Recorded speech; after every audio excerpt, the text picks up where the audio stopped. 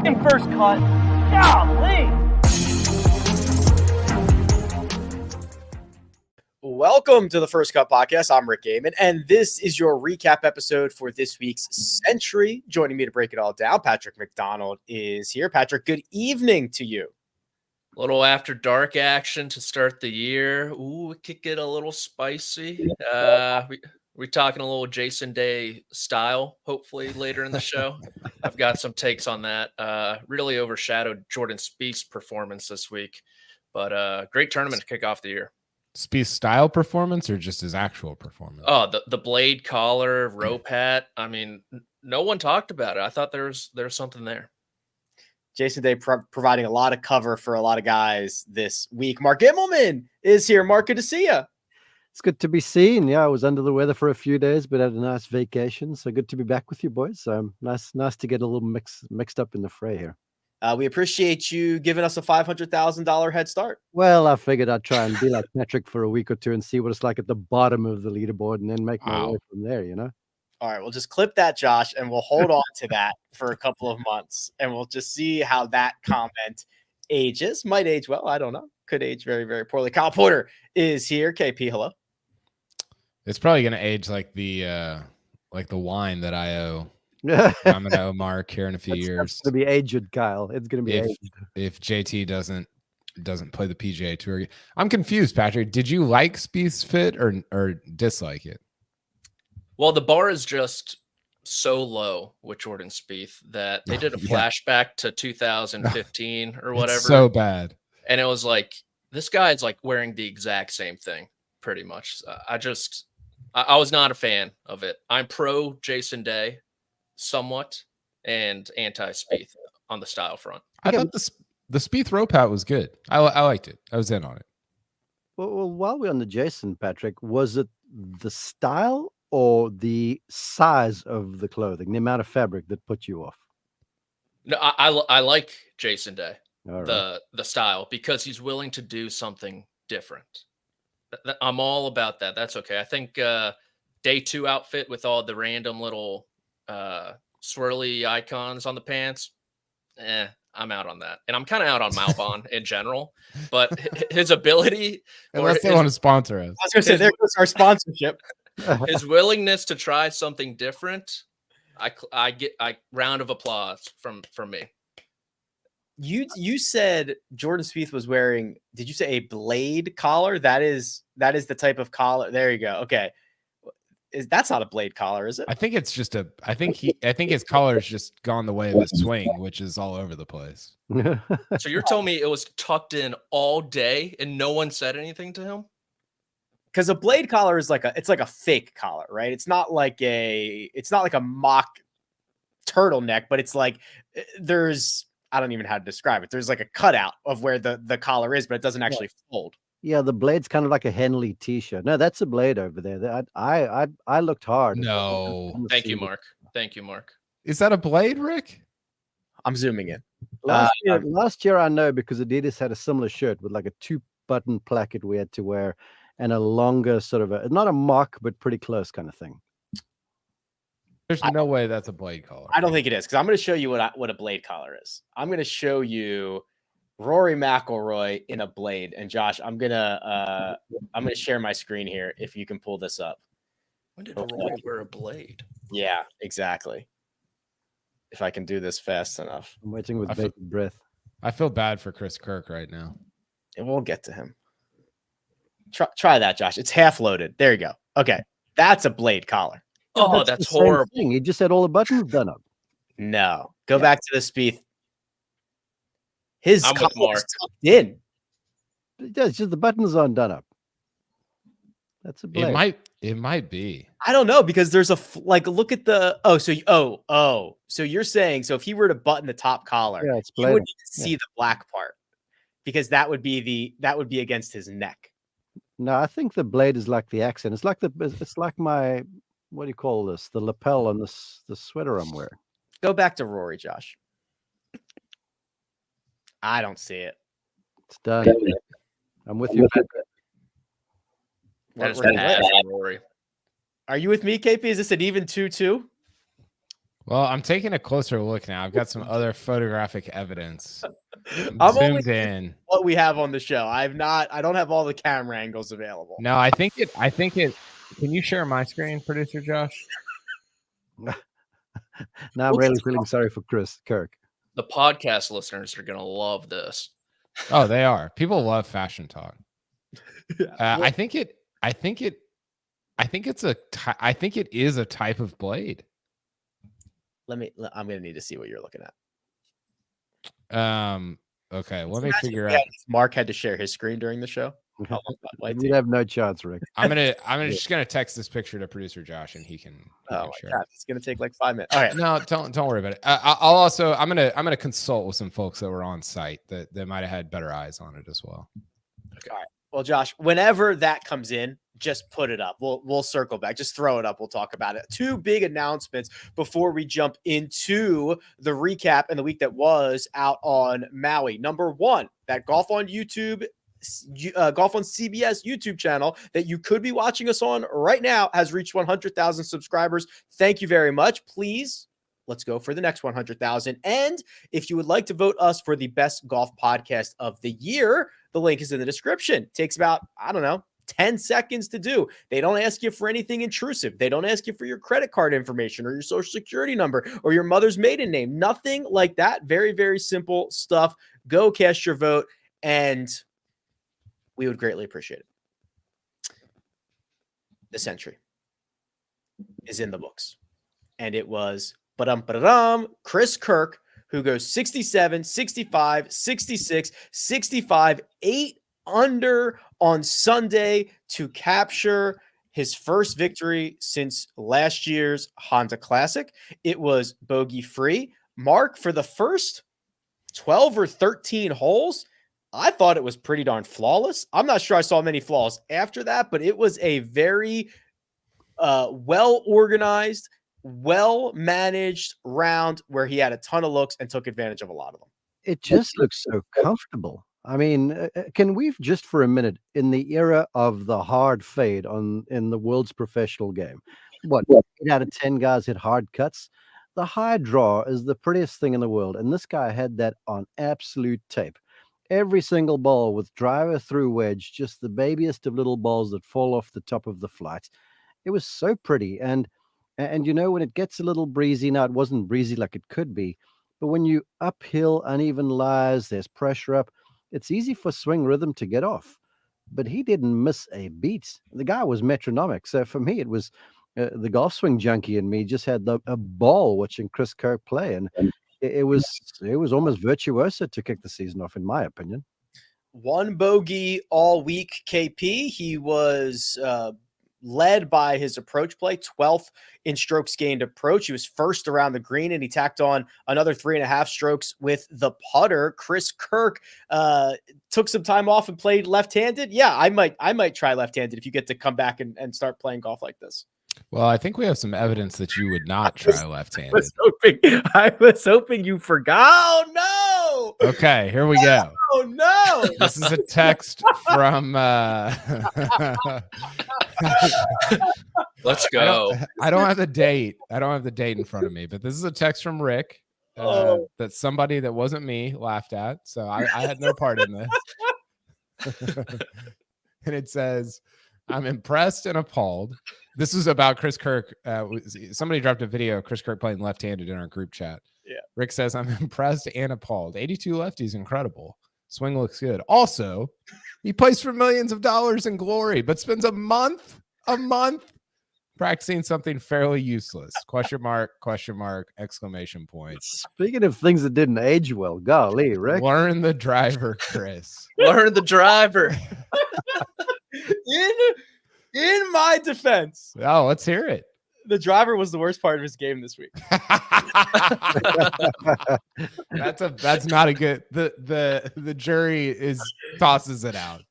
Oh yeah, this was I don't know, maybe 2 weeks ago, or when that lefty swing came out, and that not great for me. I appreciate listen, hand up.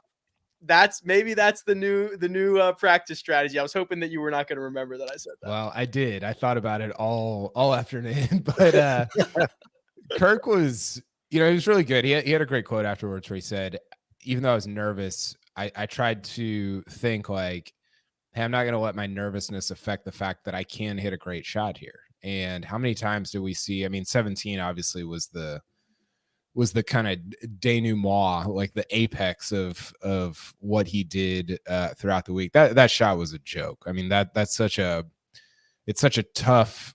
Not only is it a tough shot, but it's not really a spot where you're flag hunting because you have 18. You can make 4 on 18. 18 is like a 4.5. I don't know what the scoring average was, but it's not a super difficult hole.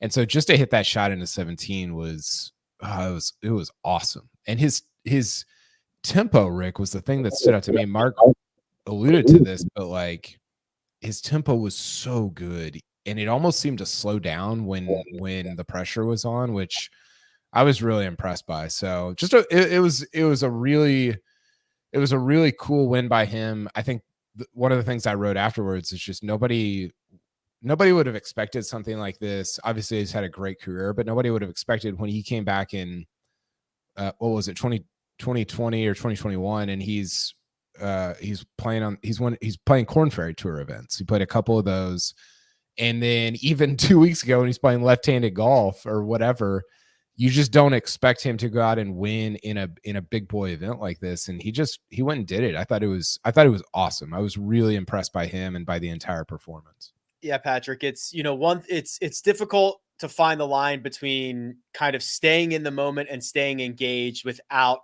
realizing the moment that you are in. And I thought that Chris Kirk did a really good job of that. He always walks slow, but you did not see that pace change at any point on Sunday. And the big thing, not only the great shot that he hits into 17 from 208 yards to make birdie, obviously a great shot, but in the moment, now to have the cushion where you can play 18 to a 5 and not have to make a 4 or try to make a 4 to win, and maybe things go sideways, like that shot was worth a birdie on the scorecard, but it was much more valuable than that. Yeah, and I think what makes it a little more impressive to me is just having guys like up in front of you post numbers again, like birdie after birdie after birdie, and having to see that on the scoreboard instead of someone in your own group kind of doing it and keeping pace with them. And just knowing like, okay, when I step up to this par 5, I'm going to have to make a birdie or else I'm going to lose a shot to the pursuers here. I think that takes a toll mentally on you. And I know that's kind of the name of the game at Kapalua. You have to pretty much shoot 8 under or else you're going to get lapped by the field. And I think that's just another impressive point by Kirk. And he really did on the back nine without his putter. I mean, he missed a lot of putts, a lot of birdie opportunities from 12 on that easily could have fallen if that front 9 stroke was there. And so to kind of build that lead a little bit on the front 9 with a 5 under at the turn, and then not cruise, but look really in control that entire back 9. Really impressive win, and 2 wins in his last, 25 starts probably, for a guy like Chris Kirk, who came to Hawaii a few years ago and got his tour status back at the Sony Open, and to win here a few years later, it's really cool to see. That's such a good point to me, Patrick, and how you spoke of, because the people out in front are going to get busy, and especially on that course, because the close to the round of golf, 14, the short 4, and 15, the 5, and of course, 17, the 5, and then you have 16 where you get the drive in the fairway and you got a wedge in hand. Guys are going to pick up 2, perhaps even 3 coming in. But there were 2 shots that stood out to me that speak to your point. And this is the approach to 17 aside. That was gorgeous. He gets there on 14 tee, drivable, and hits 3-wood off the tee. So just as content to play his game. Hits the 3-wood in the fairway, hits the wedge on the green. Then the next hole, that par 5, the 15th, that sort of wanders its way down the hill. And it's not as easy as what it seems on television, because you have that chicane in the middle of the fairway. And if you pull it, you can't really go for the green. If you block it, you're in Kingdom Come. And he just gets up there and just starts at right center, just hits his baby drop perfect. And it catches the slope and works out well. And I looked at this and I'm like, wow, this guy is a guy who's absolutely cool with exactly who he is. He's not trying to do anything he cannot.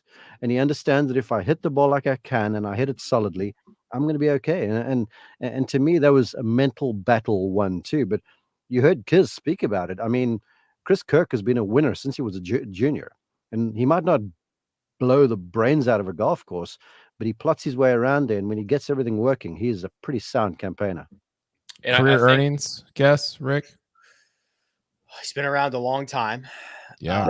I just looked up how many wins he has, so I know the answer to that. I know how many wins he's got.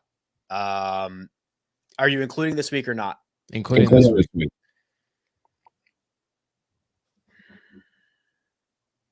31.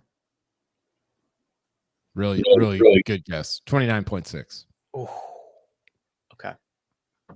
Yeah. So six wins. That's what I looked up. 6 wins. To Patrick's guess, it was 2 in his last 21 starts. Now he had that 8-year stretch between win number 4 and win number 5 from Colonial to the Honda of 2023. But that's a tidy little career, KP. Six wins, and now you're entering. I mean, the style of golf that he plays. There are a couple of really good spots for him. We are going to one next week. He's had a lot of success at Waialae as well. Yeah, it's going to be interesting. I think.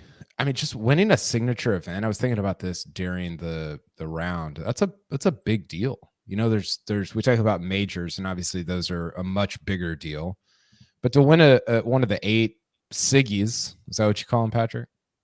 Siggies, and then I'm calling the normal ones Gen Pop. Gen Pop, general population. Yeah. Okay, correct. So to win one of the 8 Siggies is, I mean, I think he's kind of had an underrated, really good career, right? Like he's been, I mean, just to stay on tour for that long, almost won a FedEx Cup, did win a FedEx Cup playoff event.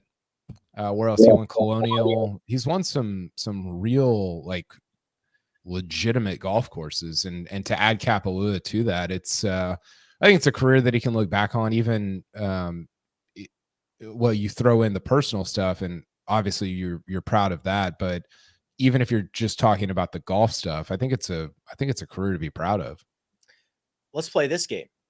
I'll read you his wins in the name that they were when he won them, and you tell me what that tournament is now. Okay. So 2011, he won the Viking Classic. RSM? No, that's Sanderson Farms. Sanderson Farms. Mark is on the board. Wow. 2023 McGladrey Classic. RSM. That's the RSM.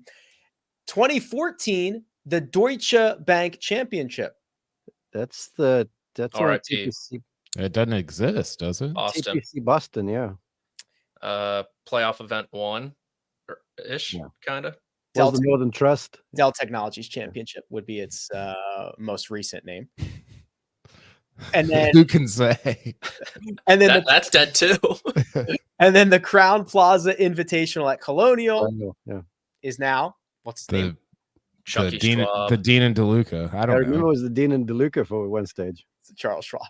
That's right. Patrick got that one. Honda Classic, and then the Sentry. 6 wins for Chris Kirk. What's the Honda Classic now?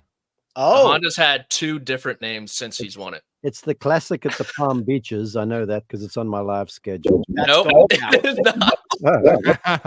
They didn't even hit one under that name. They got a sponsor. Yeah, they did. I can't remember it though. Cognizant Classic. Look at Patrick, just deep in the Forbes 500. Yeah.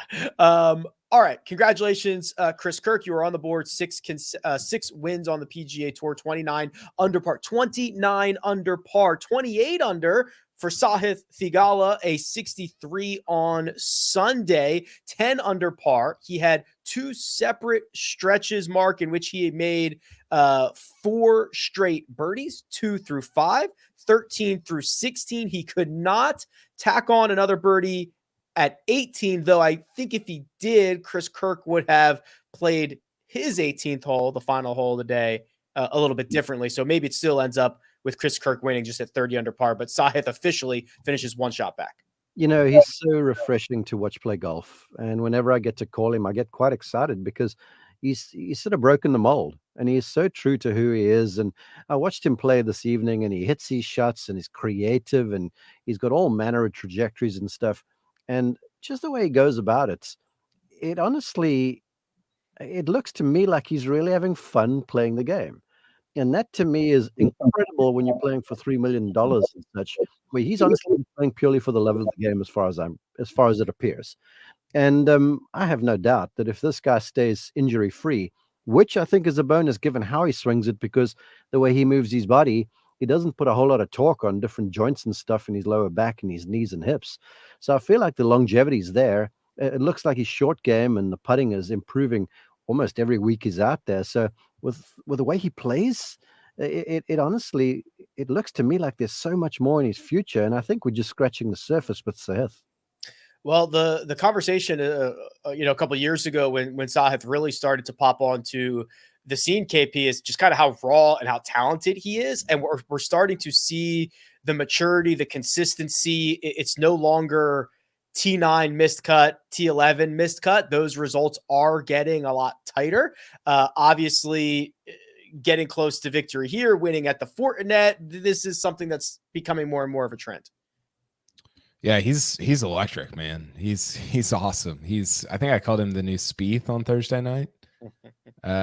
It's interesting because he's played well at some of the courses that Spieth has played well at, right? Kapalua, Augusta, he made a run last year. I think he finished in the top 10 at Augusta last year. I want to say he had kind of a late stretch there where he played very well. I think if you get him on a tight tree line golf course, I don't know how well it's going to go because he can get wild, right? But man, if you get him on some of these open courses, like we see at Kapalua, he can kind of get out and run a little bit. It's really, really fun. I'm excited about his year. I'm curious about what you think his ceiling is, Rick. Like, what do you think he can, like, whose career, what can he be on the PGA Tour? Oh, interesting. Okay. I actually throw him into a category with like Cam Davis, which is these really raw, talented guys that are getting better, that when they get on really good courses for them are super dangerous. Now, I think Sahith is better than Cam Davis, and I think that he kind of proves that down the stretch. I think he could be a one win every 2 or 3. I was going to say months. 15 months. Yeah. Okay. Yeah, I see that. Look, in college, he won. He was prolific, and he was playing against all the stars in college when he was there at Pepperdine.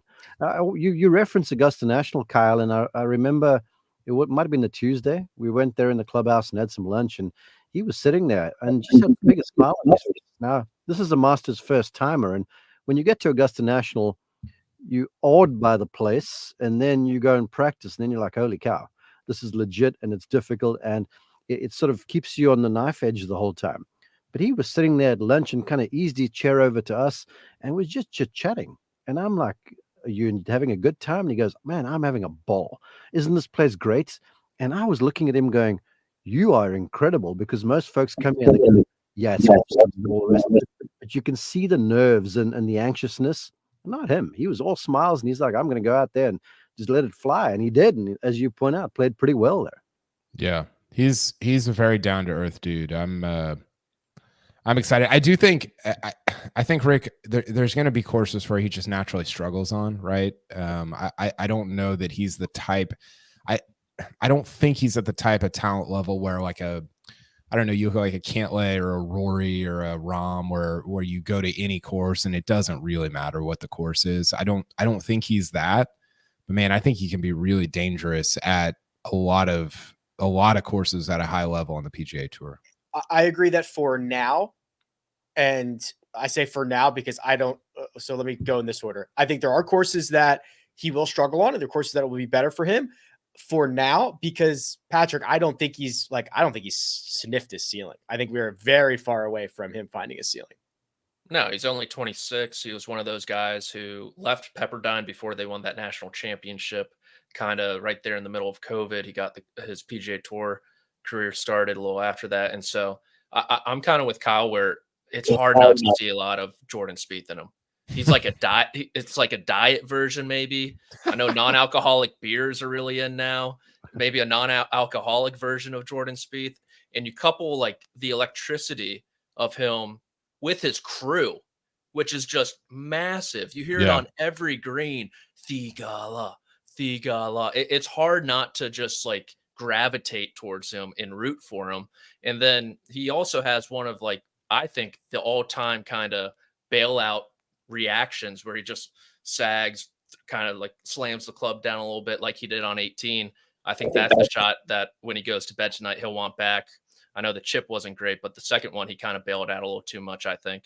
And so there's just so much to like. One, in his game.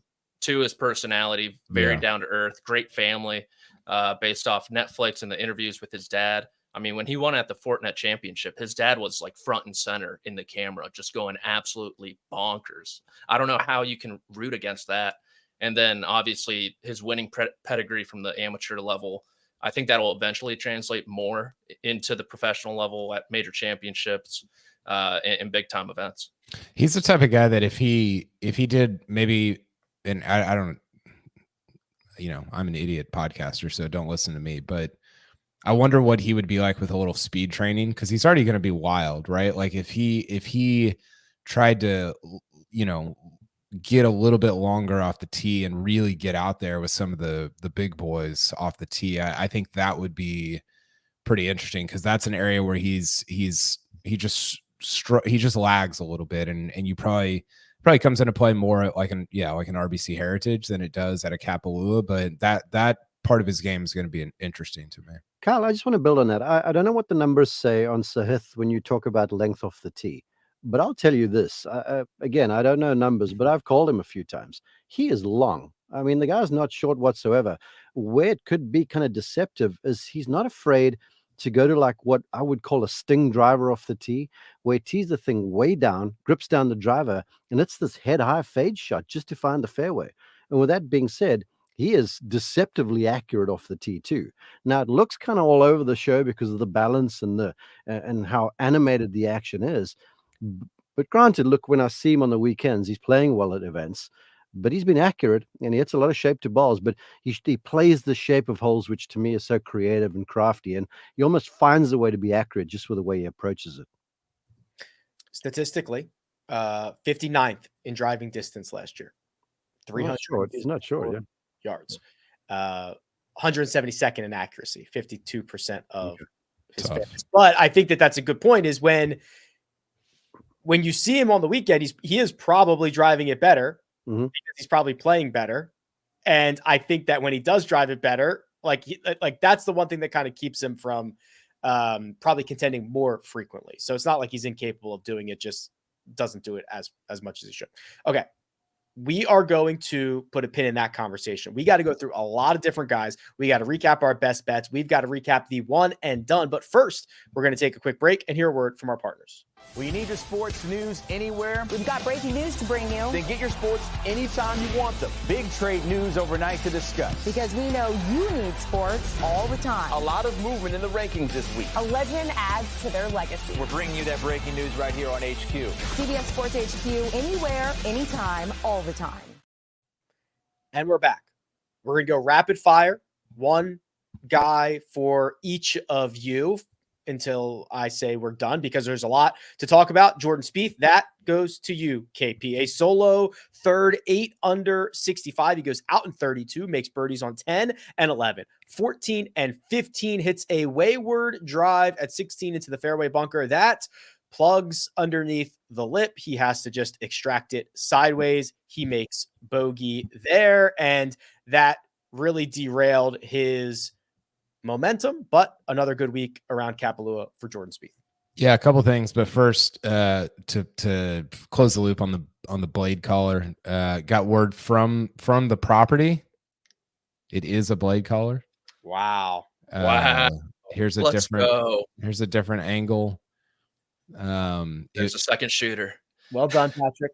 I was told it looks different because the back is a different color, but it's slightly raised, but definitely does not have a collar. I'm catching L's all over the place today. Yeah, well, same here. Tough way to start the year. Good job. Spieth was very Spiethy. I mean, it was 5 straight birdies, and then, I mean, not only did he have the plug line 16, but he had the whole, I think it was 10, 11, was it 14 or 13, where his ball was next to Harris English's, and he had to redrop in a divot. The whole thing was just, if you said, hey, who do you think got a plugged lie in a bunker and had to move his ball and then redrop in a divot and also made 3, 5, 9 birdies on the day? I mean, if it's not Sahith, it's Jordan Spieth. So all in all, good week. I wouldn't call it a great week, Rick. He putted it awesome, right? Like he made a lot of putts on Sunday. Yeah, here's what a mess. Kyle, did you hear what he said to the rules official during that? I did not. The guy, whoever it was like, yeah, that looks pretty similar to what it was. And he said, like, under his breath, he goes, yeah, especially the part where it's 3 inches underground. If my name was Patrick Reed, maybe I would. I thought it was an encouraging week, but we're not putting jacket number 4 or whatever he's on layaway quite yet. I don't think he kind of saved himself with the putter, which is not, it's good. It's good for this week. He scored well, all that, but I'm still, I don't know. I'm still a little wary about like what the trajectory is for this season. Sungjae Im goes to you, Patrick. 25 under par, a 10 under 63, which was a 10-shot improvement on Sunday from his Saturday round. And he also set the record for most birdies in a 72-hole PGA Tour event. He made 34 of them. Didn't win, so obviously there were some bogeys and other things out there. 7 bogeys and a double. Clean that up. He runs away with this thing by a million shots. Imagine making 34 birdies in a tournament and not even sniffing the trophy. I mean, it was a great finish, obviously, but he never really had a chance to win this tournament. I think he will eventually win at this golf course. You see so much similarity to the leaderboards at Augusta National, where he's played well. He's played well here a ton as well. And so I think we talk about all these guys who haven't won in a long time. Cantlay, Spieth, Xander, not a long time, but over the past year. Sungjae kind of flew in under the radar there in 2023, and hopefully this is a sign of him gearing up for a big 2024. I want to pick him for one and done next year already at Kapalua. Okay. And I also think he's Patrick, maybe the most underrated player in the world. Him and Russell Henley. Sure. But I mean, very underrated. I totally agree. And he's what, 25? No, is he that old already? Okay. Yeah, he's 25. Toured for 9 years. March 30th, 1998. Jeez. On tour for 9 years. Yes. Perry Ellis. Yeah. Mark gets Collin Morikawa. Bookend 65s on the week, 67 and 70 in between. The good news for Collin is that he was 7th in strokes gained off the tee and 1st in strokes gained approach. He is that elite ball striker that we have known that he is. That is back. It's 2024 is the year of Collin. I can go there. I know I'd been critical last year in 23 where I felt like just the way the ball was being struck, I felt like the numbers were belying just the quality of the hitting. And you could see he was working very hard on the thing all of the time. And there was a lot of time taken between shots. And turns out then he and his lifelong coach, Rick Sessinghouse, they break up over the Christmas vacation. But he just looks a whole lot more decisive to me. The little bit I saw of him play, the golf swing's the same. I feel like the cadence is gorgeous. The ball striking is there. I'm enjoying the counterbalance look in the putter. It looks to me like he's swinging that with a whole lot more freedom. And for me, that's kind of always the separator with Collin. You know, even if he's off, he's going to give himself looks. And it's just a question of of converting those. So I thought it was a great start to the season. I feel like he's probably going to build on this stuff, and there's a win on the horizon. Of that, I have no doubt. I'd just like to see, though, that under pressure, that he stays, because it's easy when you're kind of chasing to kind of aim and fire a little bit. I want to see him with a lead or close to the lead come Sunday afternoon, if he still is decisive, because if he is, that's how he used to be back in 20 in those years when he was winning major championships. If he's that way inclined, I feel like it will be a great season for him. Scotty Scheffler with a Sunday 66 out in 33. In 33. KP, looking at his putting numbers, first 2 rounds, very good. He gained 2.5 strokes with the flat stick. His final 2 rounds, Saturday and Sunday, he lost those 2.5 back plus another half a stroke. Anything new and interesting to say, or is this just more of the same? Same. New Year, same story. Finished first tee to green and 44th in putting. I mean, Rick, the last 25 tournaments he's played dating back to November of 2022, he's lost 141 guys total over 25 tournaments. He's averaging like a 5th place finish over like 25 straight tournaments. No cuts missed, 1 finish outside the top 25. I don't know. I don't know what to do with that. Like I've almost like, every time he plays, I'm like, he could win 6 tournaments in a row. But then I started thinking about it, and it's like, I think this might just be like who he is. I'm curious where you're at with Scheffler. I don't know anymore. I remain very optimistic, just because the 3/4 of the game, tee to green, is so much better than everybody else. Mm-hmm. And we get these spurts. I mean, Thursday and Friday, I was ready to hand him 6, 7, 8 trophies this year. But then he burns a couple of edges. I also think that and Kisner made this, and the stats bear this out. Kisner's a low-key stat guy, by the way. He made a couple of comments that were like, I love this guy. He gives himself so many more of those 8 to 15 footers than everybody else does. And he's missing more than everybody else, not because because his rate is lower and because of the volume that he's taking. Yeah. That I'm stunned. It has not leaked into, and maybe it has, and we just don't know about it, that it has not leaked into kind of the rest of his game. But I remain incredibly optimistic. I like that he has, remember, Kyle, there was a long time where he was first in tee to green, last in putting, and wasn't trying anything new. I'm at least optimistic about new putter, new grip, new putting coach, work being put in. That I'm at least optimistic about that. Rick, if I might real fast just on that, I think he and Phil Kenyon have done a marvelous job on just the shape of the stroke, the quality of the strike with a putter. To me, I think the only thing where he and Ted Scott were tripped up on was they misread a lot of putts. Mm-hmm. I mean, look, green reading is a skill and it's a part of good putting. But I feel like if you start to get Scotty at a place like Phoenix, where those greens are true, the way he's rolling it right now, watch out. You can put me on the record. I'm excited. I think it's open season for Scheffler. When he gets on greens, they're a little easier to read. Fair enough. Sometimes we got to do the bad with the good. That goes to you, Patrick. Akshay Bhatia, 2 under par.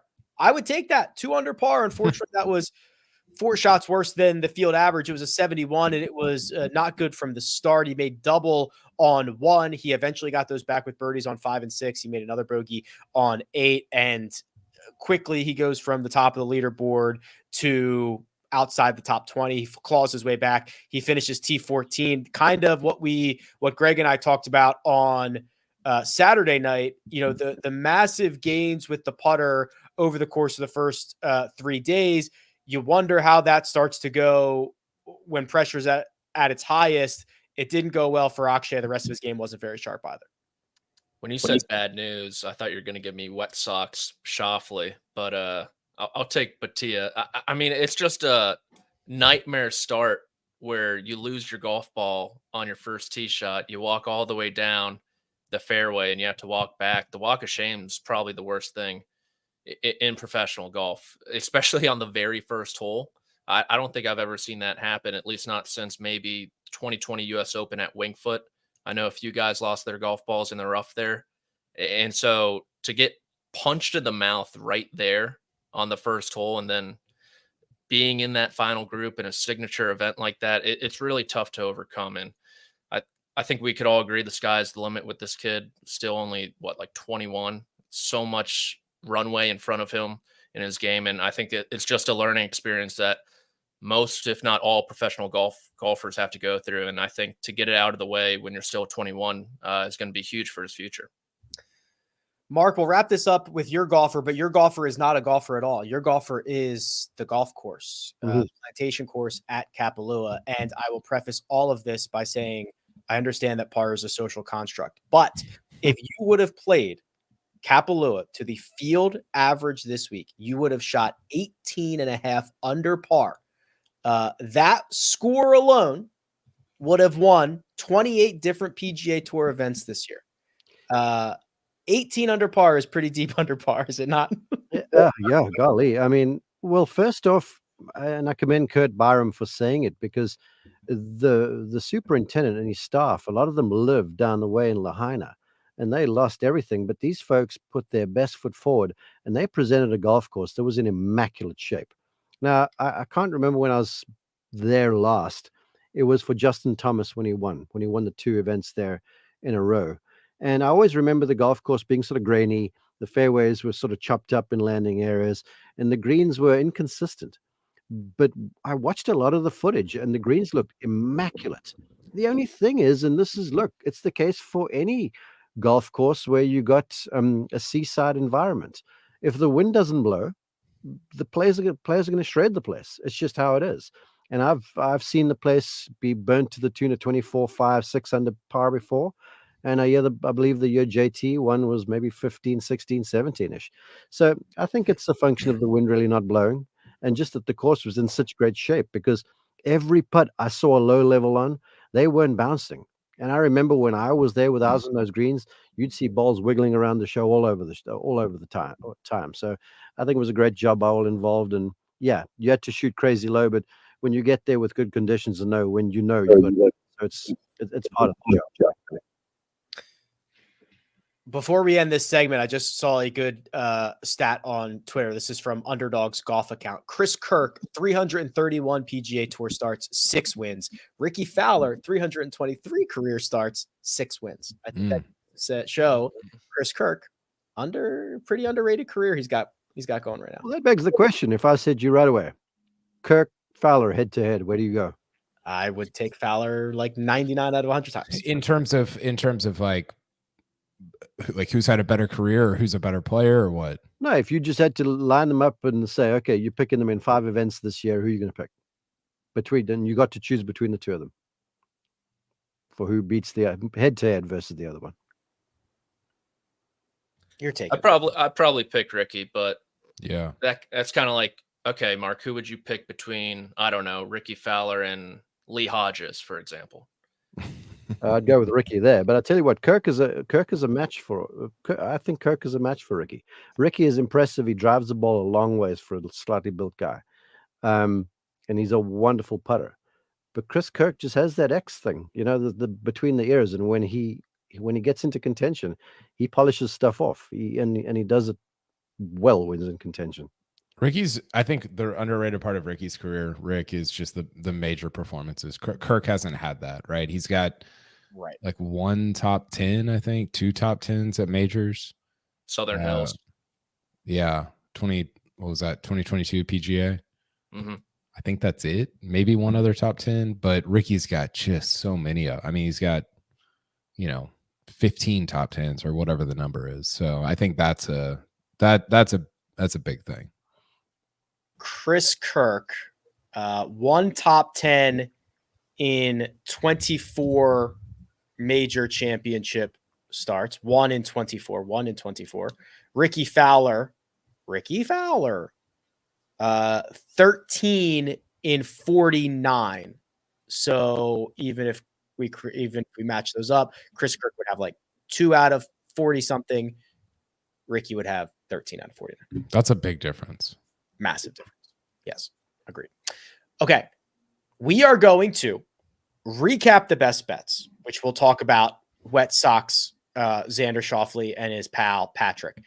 We are going to recap the one and done, full of drama, and 2 of you, the listeners, found your way to Chris Kirk this week. We will cover Unbelievable and more after a quick word from our partners. Wake up to football highlights and news from around the world with the one and only Morning Footy team. Rise and shine, football fans. Welcome to Morning Footy. Start your all-day football craze with Morning Footy, part of the all-new Golazo Network. And we're back. The bets for this week. Man, the last 5 holes turned a lot of green into a lot of red, as that tends to happen in this sport. KP, you and I were on opposite sides of this. Eric Cole over Cam Davis. It was close. It was an 11-shot difference. Eric Cole beat Cam Davis by. Yeah, I regretted this. I think I said it on our pod because I read your newsletter after I picked it and regretted it from the moment I picked it. Should have switched it, didn't, and congratulations. Thank you very much. Patrick had Tony Finau, 17 under par, T38, beating Cameron Young, 18 under par, T33. One stinking lousy shot, Patrick.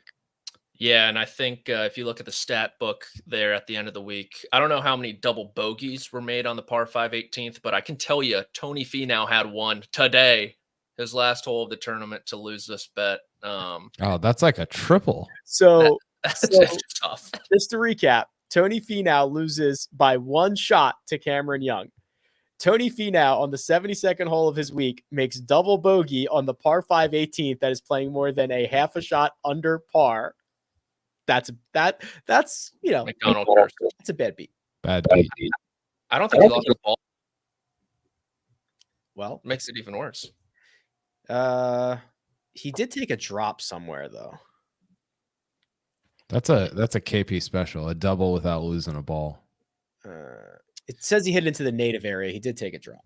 Okay. That makes me feel better. Maybe he found the ball though, which always makes you feel a little bit better.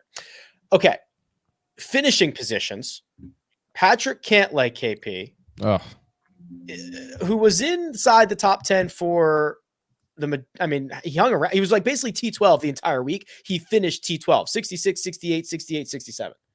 Yeah, he's kind of flirting with it. I was tracking it during his back 9, and he was kind of in and out. He was T8 at one point and then dropped out and then birdied the last and ended up finishing T12. So I'm fine with it. He was close. He flirted with it. That's totally fine.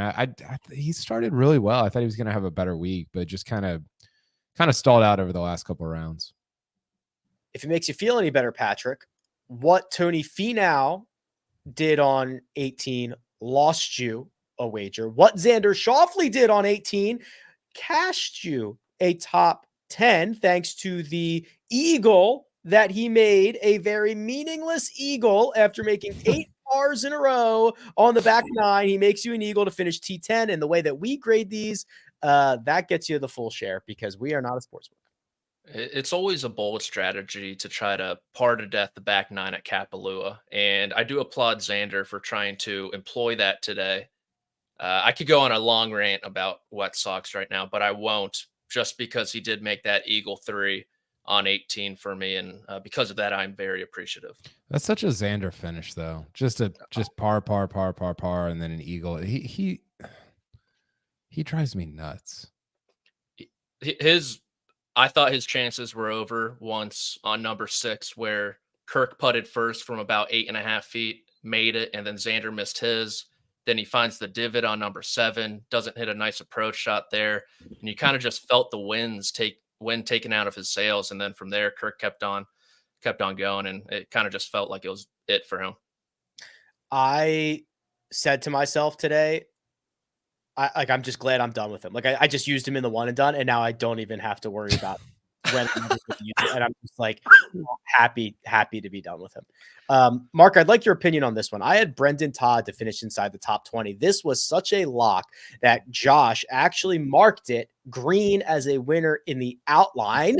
Josh, yet Brendan Todd, who goes out in 5 under on Sunday, hits one a mile off the planet on 14, snaps his driver. I've never seen Brendan Todd throw a club, throws his club, snaps his driver, makes another double on 17, doesn't birdie 15 or 18, drops 16 spots to 33rd and loses the bet.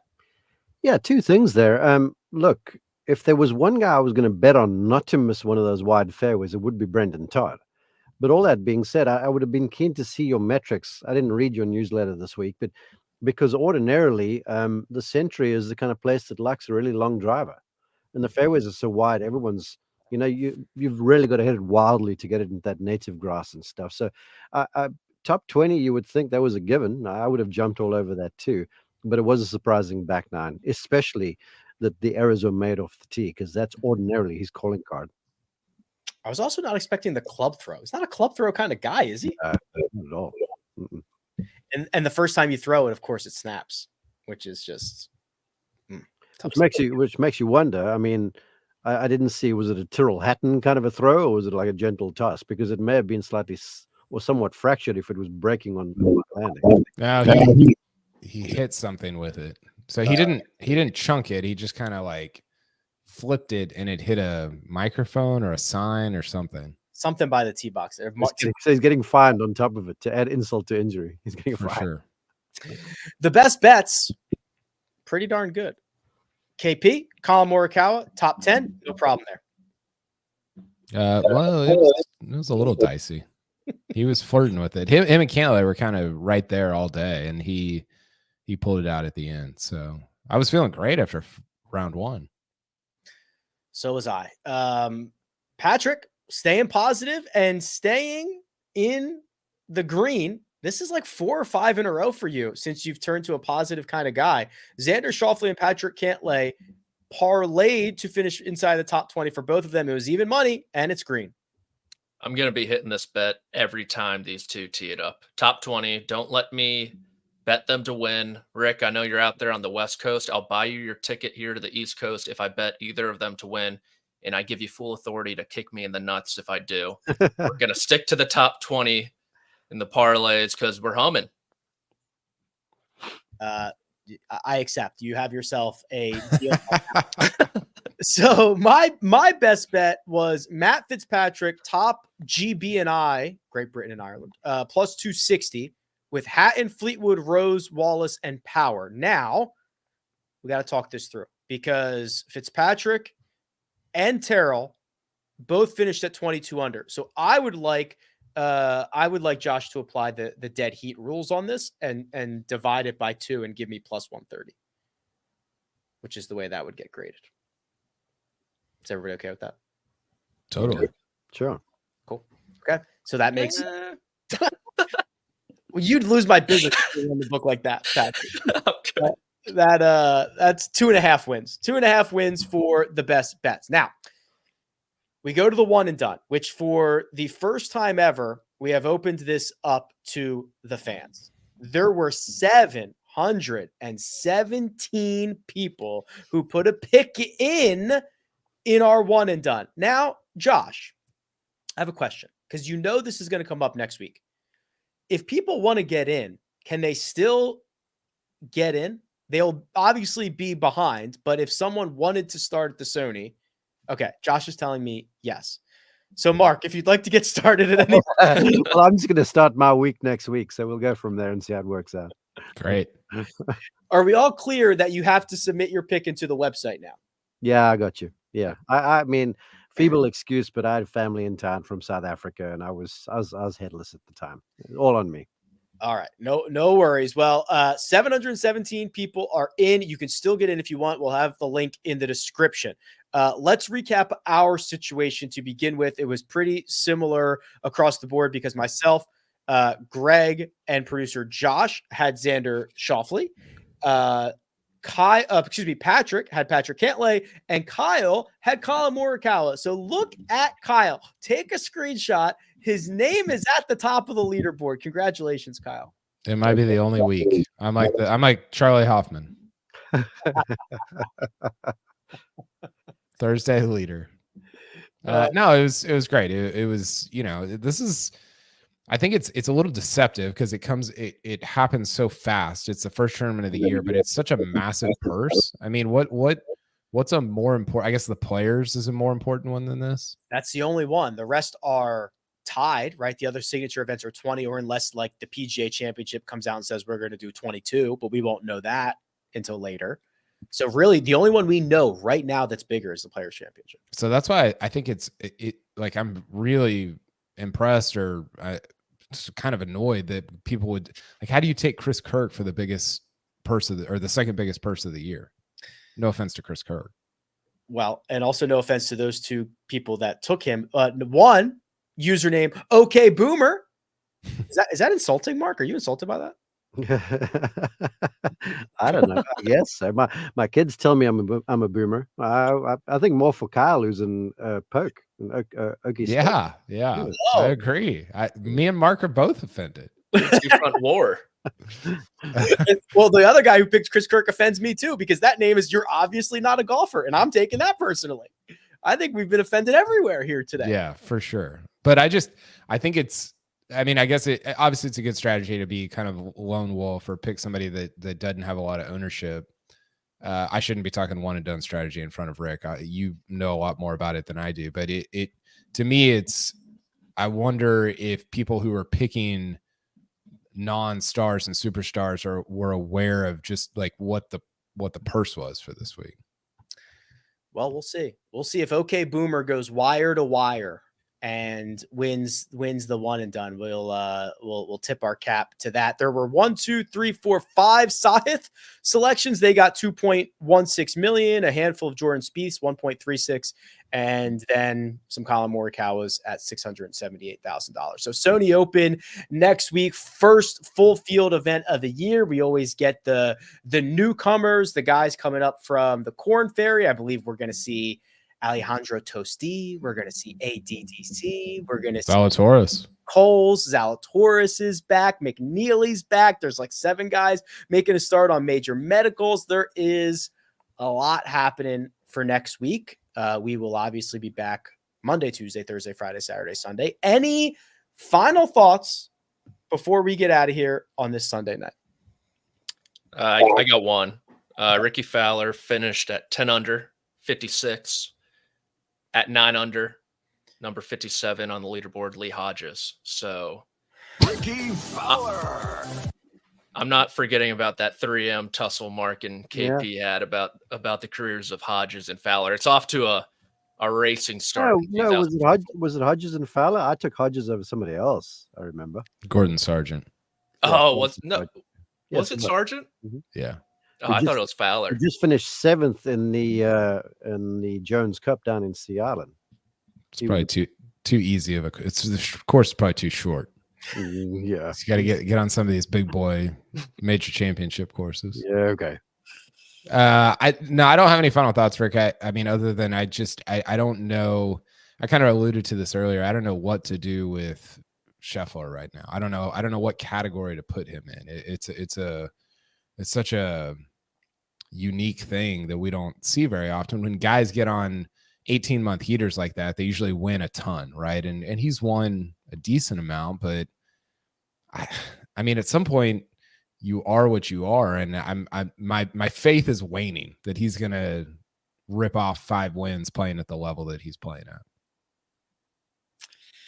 It's a gift and a curse. I would love to give him some truth serum and pick his brain a little bit.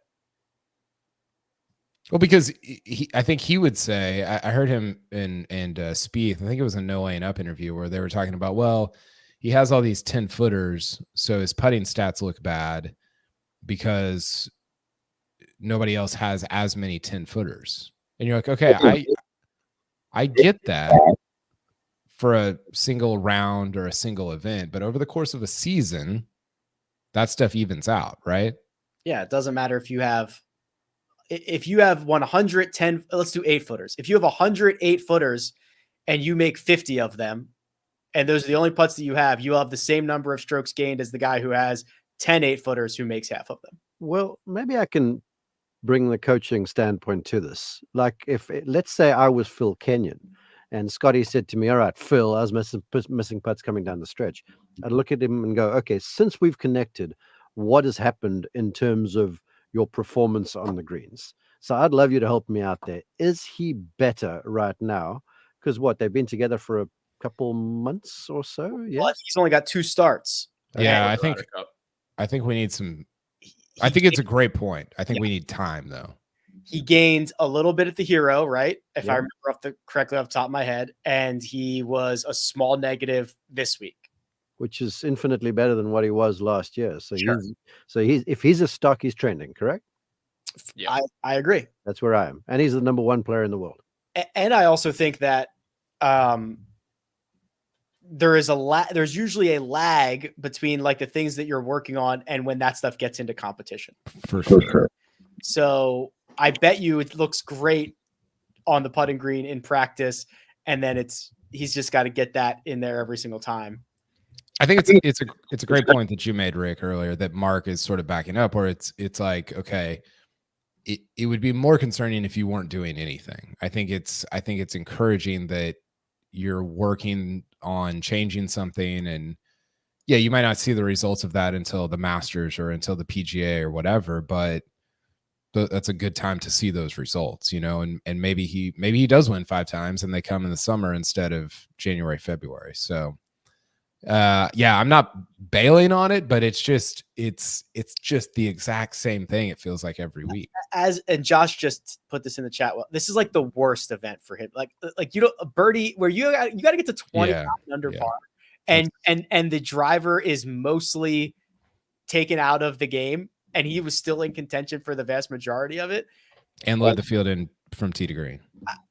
I'm still very, very optimistic about his iron play is so underrated, because obviously everybody like sees the way he moves his feet off the tee and they're like, oh, it's crazy that he hits fairway. His iron play is unbelievable. I think his short game is fantastic. It's really good. Yeah. There's those like grainy Bermuda lies that give everybody trouble. He hits some fun ones around the greens. He's the number 1 player in the world. Can't get any better than that. Can't get better than number 1. Okay. We'll be back Monday.